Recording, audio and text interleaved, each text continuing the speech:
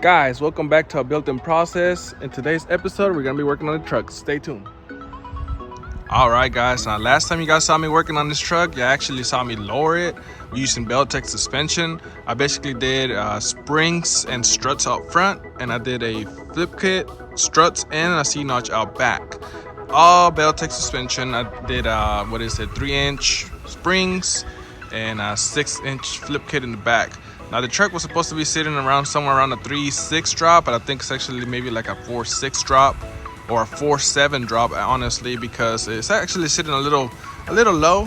But I'm not complaining, man. She looks pretty good, you know. She got that stance going on, so I like it. But I actually haven't been driving this truck much, and let me show you guys the reason why. Let me pop the hood here. Sorry, the truck's all been dirty. It's been raining here in Texas.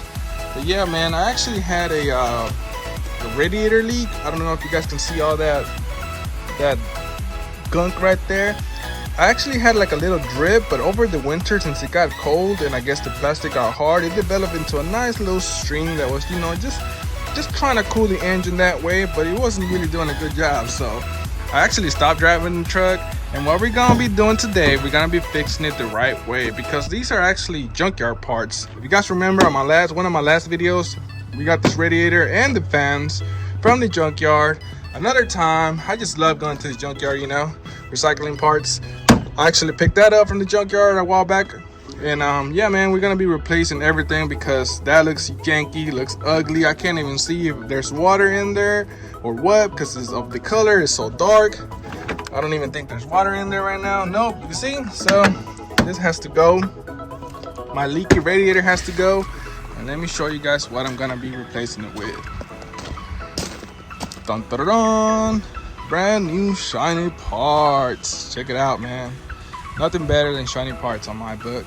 But yeah, I went ahead and bought this new coolant reservoir. Is that what it's called? Coolant reservoir? Whatever. The thing where coolant goes in. You guys get it, right? Also got the big radiator, the big poppy, you know. Because, you know, that's how we roll. The bigger the better, right? You know what I'm saying. But yeah, man, these trucks, they actually come with two size radiators. Before I got that one, my truck actually had the smaller one. It was a 28-inch. Swapped that out for the Big Daddy 34-inch, because I got the E-fans, and with the E-fans you actually need the big radiator. Also, you gotta watch out for your engine oil coolant fittings, or whatever you want to call these. These are actually for your transmission. Most radiators have transmission coolant fittings, but these trucks actually came with engine oil coolant fittings as well, where you can, you know, cool your engine oil, I guess. My truck doesn't have that, so I went with the just the regular style for the transmission. And the Big Daddy, I also got some big gaskets. Got some coolant. You're gonna need about 2 of these. $30 worth of coolant. Actually, that's probably like $40 right there, man. When did coolant get so expensive, right? Yeah, we got the socket kit right here. It's basically a basic job, so all you need is basic tools. And let me kind of briefly give you guys the rundown of what it takes to get this done.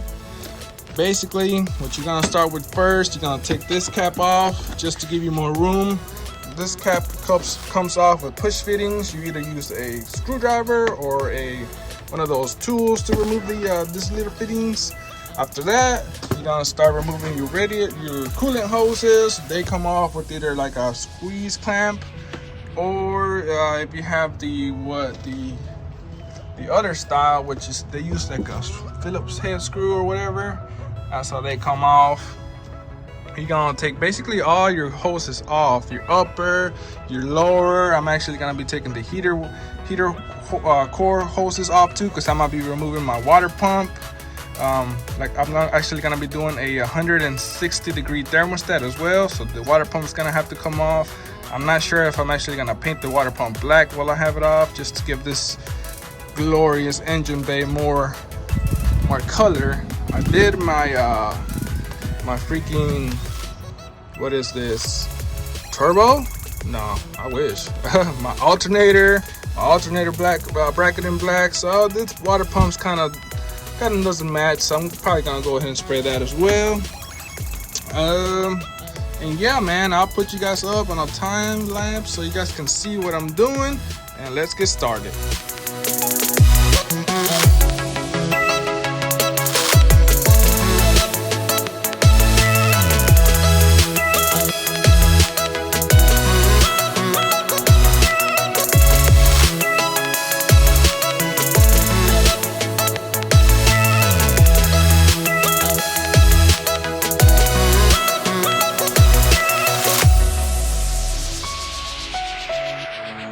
Alright guys, so we went ahead and got the water pump out.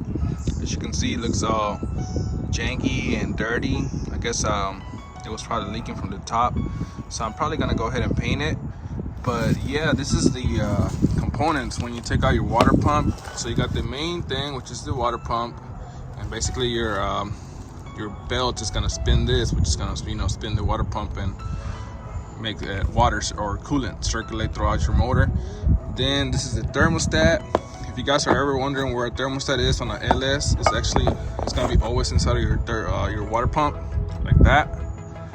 And this basically controls, it gets to a certain temperature, and then this opens up and it lets water run by to help the motor cool. And I'm not sure what the stock one is. I want to say maybe like a 200 or something like that, or something high, because LS's always run around like 200 temperature. And I'm gonna actually be swapping this out for 160. I also got my tensioner right there. The tensioner comes out with 3 bolts. It's attached on your water pump. Basically sits like this, like something like that. But I'm not sure if on the LS ones, like my F bodies, if it's attached to the water pump or to the block. I'm not 100% sure, but on the trucks, they're attached to the water pump. So what I'm gonna do, I'm gonna clean this up real good, and I'm gonna probably spray it black just to make it look better. And we'll go ahead and get back started on this. Well, actually, before I cut this clip, let me show you guys the thermostat that I got, 160. I have it right here. I guess I should have put it there to begin with. But yeah, this is a what is this? A Motorrad 160 temp thermostat. It's basically gonna go same spot, just like that, but it's gonna run way cooler. So happy with it. And yeah, man, hopefully this keeps my temperature down, because you know, the cooler you run, the more power you make. So yeah, man, let's get back to it.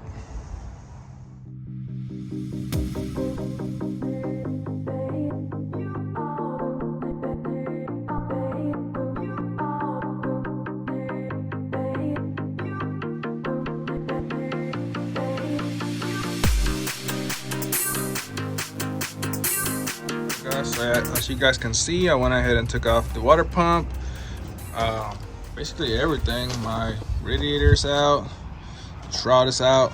It's really an easy job. You just gotta take your time, like I said. But yeah, it looks all dirty and nasty in there. Look at how much grease was behind my motor. I actually scrubbed the top part a little bit, so that's looking better. So what I'm gonna do, I'm gonna keep the grease in the motor, and I'm gonna keep trying to clean it the best that I can, because I can't do all that grease, man. I know nobody's gonna see it, but I'll know that it's there and it'll bother me. So I'm just gonna keep cleaning away, try to see how much I can clean, and then we'll get to it. I guess let me show you guys what I use to grease my motor before I get started. I love using Purple Power. If you're a car guy, I'm sure you've heard of Purple Power. To me, it's like the best degreaser you can get for the money. So I usually just spray this and use like Dawn kitchen soap, since that's basically a degreaser too. And I'm just gonna go scrubbing my motor little by little, try to see if I can clean it the best that I can. So yeah, guys, let's get going.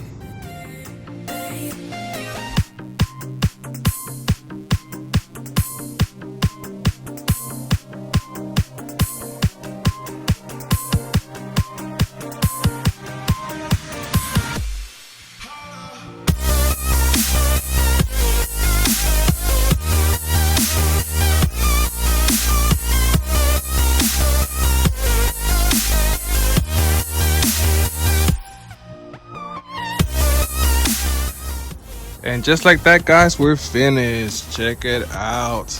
Got my new coolant reservoir. Looks very, very good. Got the engine bay nice and detailed. That painted the water pump black. Looks way better. So got my thermostat installed. New radiator installed with fans. I gotta put my last bolt right here. But yeah, man, she came out pretty good. It was just a quick, easy project. I did run into one problem. My water pump actually is bad. So I had noticed a small leak behind there, which is why I bought the gaskets. I was hoping it was the gaskets, but it's actually leaking. Sometimes whenever these water pumps go bad, they start leaking from the back of this pulley. So I went ahead and ordered another one. No big deal, I just slap it on.